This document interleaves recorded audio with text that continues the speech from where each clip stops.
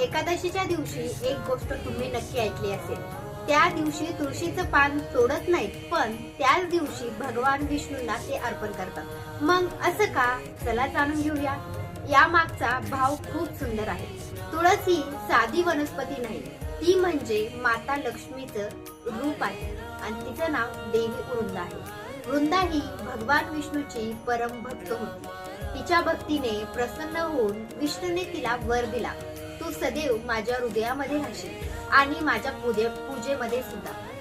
पण एकादशीच्या दिवशी तुळस ही विश्रांती घेत असते, म्हणूनच त्या दिवशी तिचं पान तोडलं जात नाही. मग भक्त काय करत असतात?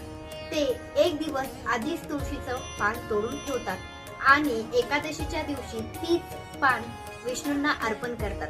म्हणजे तुळशीचा सन्मानही राखला जातो आणि भगवान विष्णूची भक्तीही